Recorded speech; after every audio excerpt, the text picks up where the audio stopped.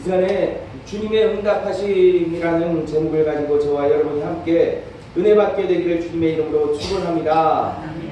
말씀을 전하겠습니다. 예수님께서 성전을 헐라 내가 사흘 만에 세우리라 말씀을 하셨습니다. 이것은 형식적인 성전 신앙을 끝내라고 하시는 말씀입니다. 그리고 오늘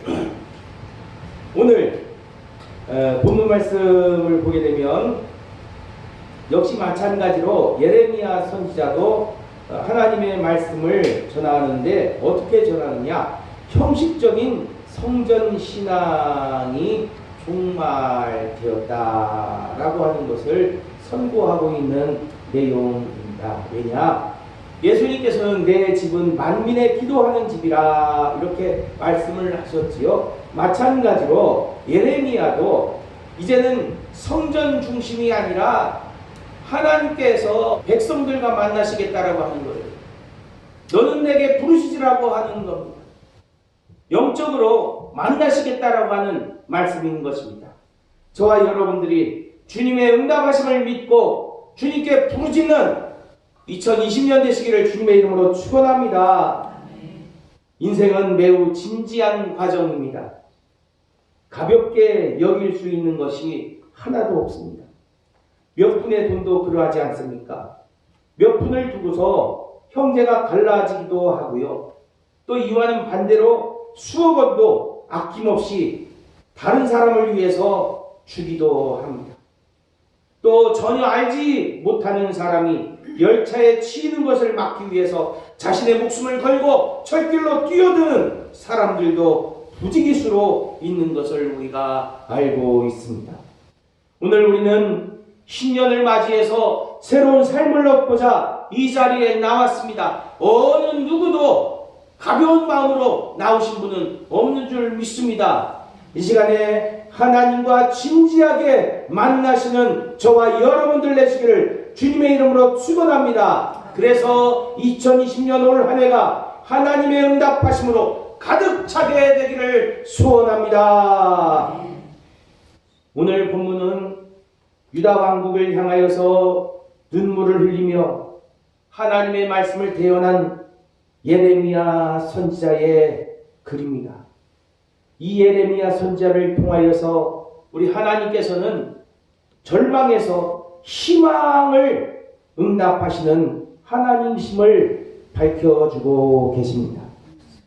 예레미야 선지자가 활동하던 시대는 아수르가 망하던 때였습니다. 그리고 바벨론이 흥하고 또 바벨론이 바사 왕국에 의해서 무너지게 되는 격동의 시절이었습니다. 그만큼 유다 왕국으로서는 힘든 시기였어요. 마치 거대한 풍랑 속에 휩싸인 작은 배가 이리저리 왔다 갔다 흔들리는 그런 경우입니다. 이때의 유다의 모습, 지금 현재 대한민국의 상황과 흡사한 것을 보게 됩니다. 외부 세력의 간섭과 갈등으로, 내부 갈등으로 인해 국력이 쇠약해지는 것이 너무나도 많이 닮았습니다. 그런데 그 중에 더 기가 막힌 것은 교회가 타락하고 있다라고 하는 것입니다. 하나님 중심 신앙에서 이제는 인간 중심 신앙으로 변하는 것이 마치 바른 것인 양 되어버리고 있다라고 하는 것입니다.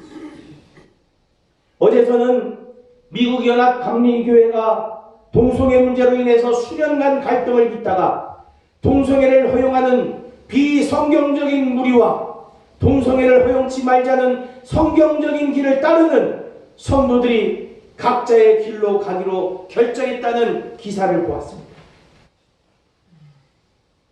마음이 아팠습니다. 그런데 예레미야 선지자 시대에도 이와 비슷한 문제가 발생하였습니다. 그것은 유다 백성들이 하나님을 섬긴다고 하면서 성전 중심으로 신앙생활을 하는 듯 하였지만 사실은 자신들의 육적인 삶의 불안함을 해소하기 위해서 자신의 편리함을 위해서 우상 숭배를 동시에 했습니다. 간음을 한 것입니다. 하나님을 버린 것입니다. 하나님을 떠난 것입니다. 결국 유다 백성이 성전에 와서 제사는 드리고 있었지만 하나님께서 받지 아니하시는 정령으로 드리는 제사였고 하나님하고의 관계는 더욱 위선적인 관계가 되어버렸다는 것이에요. 여러분, 사람들이 신앙생활을 하면서 자주 실수하는 버릇이 있습니다. 인간적으로는 분명히 좋은 일이에요. 그런데 하나님께서는 하지 말래요. 그러면 사람들은 하나님께 순종을 할까요? 아니면 하나님께 반항을 할까요? 순종하는 사람도 있는가 하면 반항하는 사람도 있어요. 그런데 요즘 시대에는 순종하는 사람보다 반항하고 하나님을 대적하는 사람들이 많다라고 하는 것입니다. 믿지 않는 사람들이 아니라 믿는 사람들 가운데 그런 일을 하는 사람들이 너무나도 많다라고 하는 것입니다. 이것을 러시아 작가 톨스토이는 표현하고 있습니다. 그의 글 가운데, 소설 가운데에 사람은 무엇으로 사는가 우리가 잘 알고 있는 이야기지요. 이 이야기를 통해서 표현을 하고 있습니다.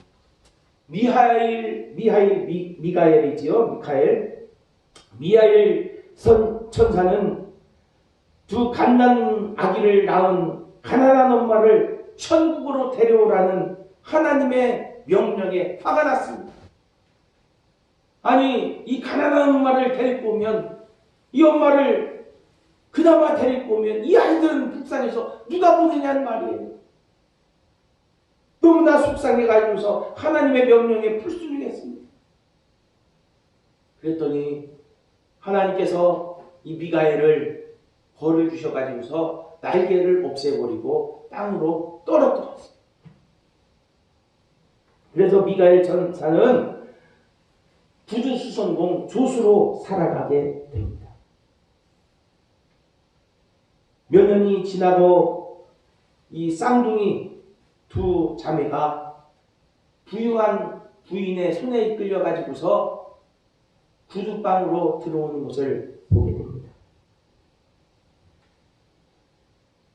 그리고 이 예쁘고 잘 자란 쌍둥이 두 자매를 보고서 그 부인의 이야기를 듣던 구두방 주인의 부인이 얘기합니다.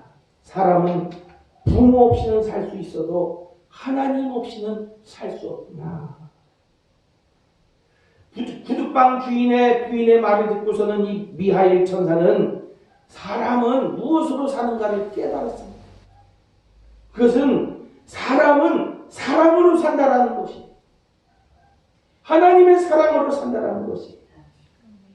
그래서 미하엘 천사는 하나님의 용서를 받고 다시 하늘로 올라간다라고 하는 이야기. 여러분, 천사도 소설이지만 화가 날 정도로 하나님께 반항을 합니다. 근데 우리 인간들이야 하나님께 얼마나 많이 반항했습니까? 저도 반항하던 때가 많았습니다. 또 반항하는 이야기가 하나 있지요. 에덴 동산에서의 일이었습니다. 선악과 과일을 하나 먹었다고 아담과 하와를 하나님께서 에덴 동산에서 쫓아내버리십니다. 이 하나님을 보고서 어떤 사람들은 하나님을 고약한 하나님이다, 또는 악한 하나님이다, 이렇게 묘사할 수도 있습니다. 그리고 그렇게 하나님을 혹독하게 평가한 자신을 어쩌면 뿌듯하게 생각할런지도 모르겠습니다. 과연 하나님께서 악하실까요? 우리가 하나님을 나쁘다고 그렇게 이야기할 수 있을까요? 선악과 열매 하나 먹었다고 모든 것을 다, 우리의 생명까지 끊어버리시는 하나님, 과연 악하다고 할 수 있겠습니까? 성경에 이런 이야기가 있습니다. 이스라엘 백성이 애굽을 떠나서 광야에서 40년을 헤매다가 가나안 땅에 들어가 여리고성을 함락시키고 이제 또 더 나아가 아이성을 치게 되었는데 아이성에서 크게 패했습니다. 그래서 그 패한 이유를 알아봤더니 아간이라는 사람이 여리고성이 함락될 때에 시날산의 아름다운 외투 한 벌과 은 200세겔과 그리고 금 50세겔 금덩어리 하나를 감추었기 때문에 하나님께서 아이 성에게 패하게 만드셨다는 거예요. 그런데 하나님과의 약속을 어긴 그 아간을 보라는 것은 별 문제가 되지 않잖아요. 문제는 아간만 보라는 것이 아니라 아간과 그 아들들 그리고 그 딸들 또 소, 나귀, 양들 그의 집 장막이죠. 장막에 있는 아간의 모든 것을 끌고서 가지고서 아골 골짜기에다가 그들을 두고 돌로 쳐가지고서 죽입니다. 그리고 불사릅니다. 그 후에 돌로 무더기를 쌓아버립니다. 너무하지 않습니까? 아니 아간만 벌하면 되는 것이지 왜 아들, 딸까지 또 아무 상관이 없는 소, 양, 염소까지 그렇게 다 처단을 해야 합니까? 너무한 하나님 아닙니까? 이런 것을 보면서 우리가 믿고 있는 하나님께서는 과연 공의로우신 하나님인가 하는 의심이 들지 않을 수가 없습니다. 이것으로 의심으로 멈추는 사람들이 있는가 하면 의심으로 멈추지 않고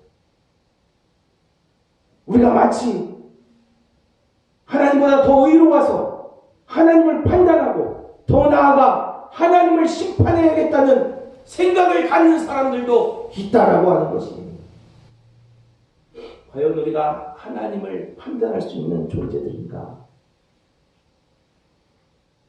제가 나름대로 아간을 하나님께서 이렇게 하라고 하신 이유를 제 나름의 생각을 드리고자 합니다.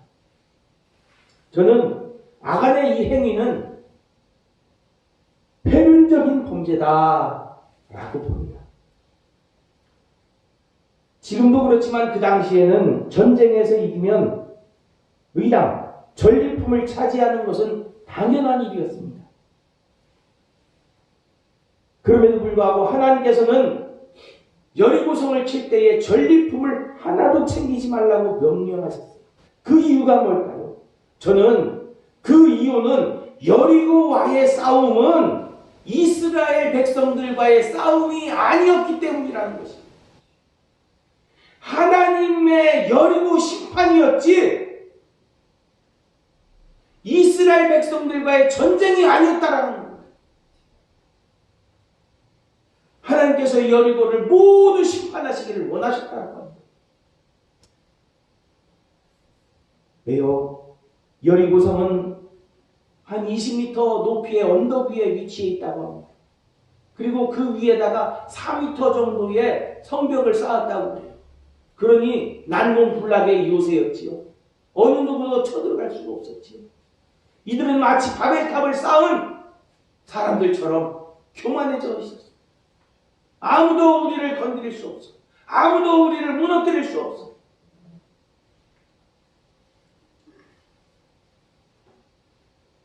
결국 하나님을 대적하는 마음을 갖고 있었던 사람들이 여리고 성 사람들이었다는 것이죠. 하나님께서는 바벨탑을 무너뜨렸듯이 여리고성을 무너뜨리신 것입니다. 그런데 하나님의 일에 아간이 자신의 욕심을 채웠습니다. 자신의 욕심을 채웠습니다. 여리고성 사람들의 욕심과 교만을 아간이 가져간 것입니다. 그냥 물건만 가져간 것이 아니라 영적인 것을 답습한 것이에요. 물질적인 문제로 끝나지 않은 것입니다. 이 영적인 문제는 결국 아간의 후손들에게까지 영향력을 끼쳤고 끼칠 수 있기 때문에 아간과 그의 모든 가솔들을 처분하지 않을 수 없었을 것입니다. 왜요? 레위기에 보면 집에 곰팡이가 생기면 곰팡이를 청소합니다. 그런데 청소를 하고 또 깨끗이 했는데도 곰팡이가 생기면 제사장을 불러다가 그 집을 보게 하고 그 집을 부수게 해야 한다는 규례가 있었습니다. 고칠 수 있는 존재가 있는가 하면 부숴야만 되는 존재가 있었다라고 하는 것입니다. 제가 왜 이렇게 말씀을 길게 드리느냐? 동성애의 문제도 마찬가지라고 합니다. 하나님께서 허락하지 않으셨습니다. 간음도 마찬가지입니다. 도덕질도 마찬가지입니다. 살인도 마찬가지입니다. 회개하고 돌아오면 하나님께서 용서하시지만 회개하지 아니하고 그 일을 계속하는 한 하나님은 그것을 처단하라고 말씀을 하고 있는 것입니다. 그런데 지금 세계의 곳곳에서 특히 선진국이라고 하는 나라들에서 동성애 허용을 놓고 성경의 기준을 무너뜨리고 있습니다. 인본적인 문제가 아니에요. 영적인 문제입니다. 영적인 문제. 사단과의 전쟁인 것이에요. 하나님의 영역에 대하여 아담과 같이 간섭하고 자신의 욕심을 채우고 있는 것이 동성애인 것을 우리들은 알아야 합니다. 이는 유다 백성들이 입으로는 하나님을 섬기면서 마음으로는 가증스럽게 우상을 숭배하는 두 마음을 품는 것이에요. 이런 속에서 예레미야 선지자는 형식적인 성전신앙, 교회 다니는 것, 형식적으로 교회 다니는 것, 너희들 차라리 이 교회가 무너졌으면 좋겠다. 왜 기도하지 않느냐?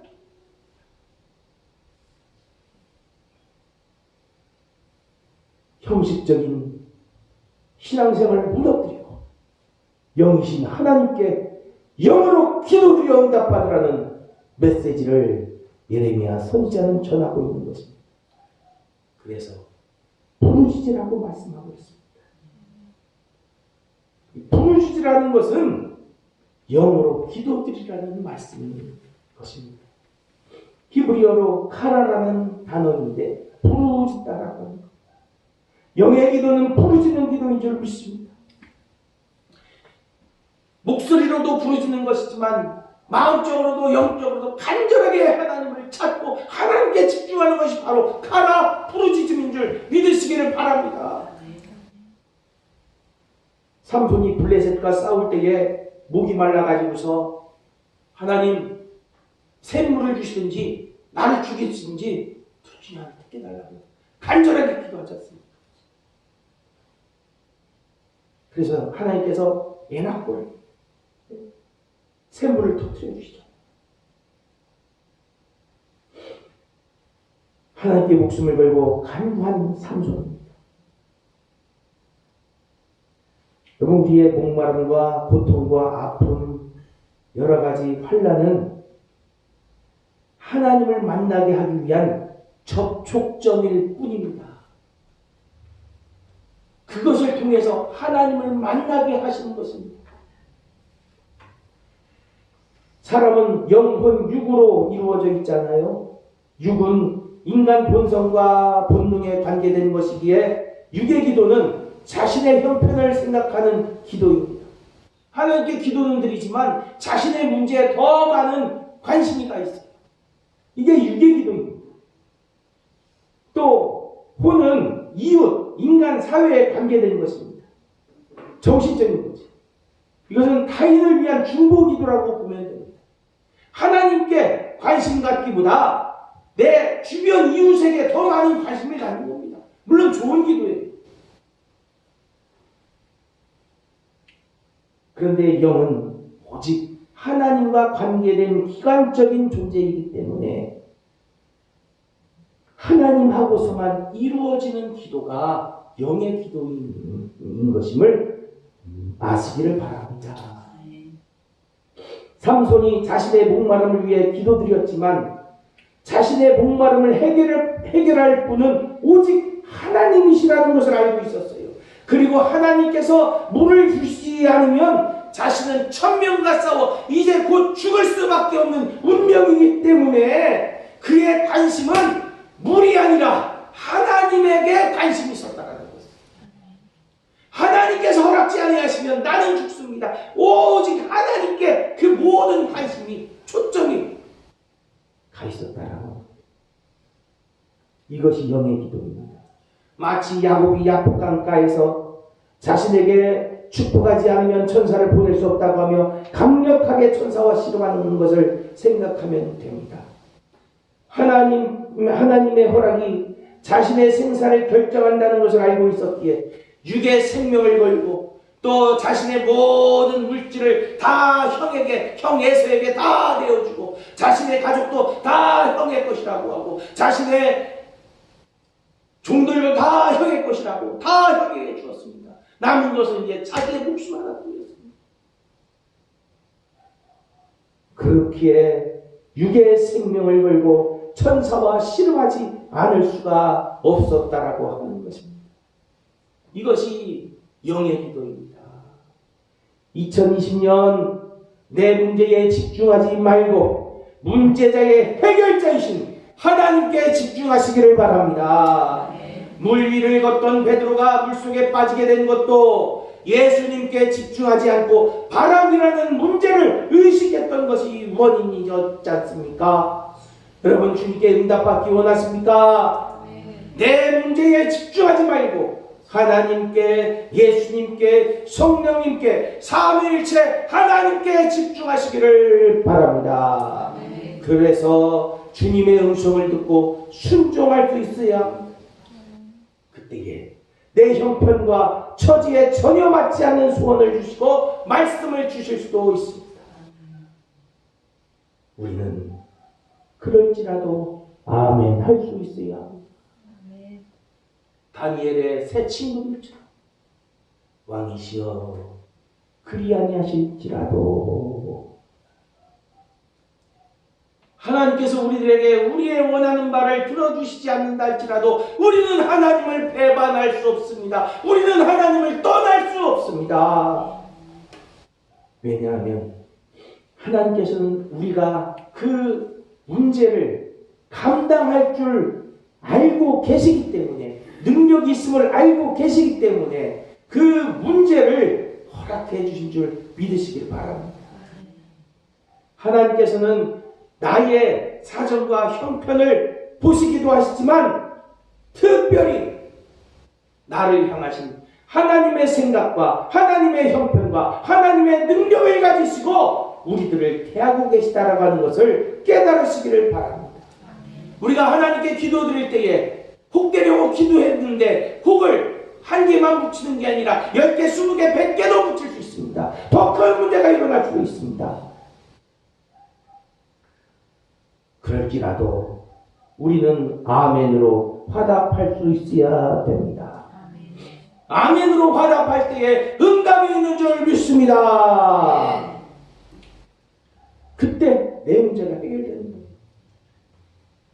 유다와 이스라엘은 2500년을 나라 없이 떠들다가 지금은 예레미야에게 주셨던 말씀처럼 나라도 되찾고 세계가 부러워하는 부요함이 이스라엘인들에게 다 몰려 있습니다.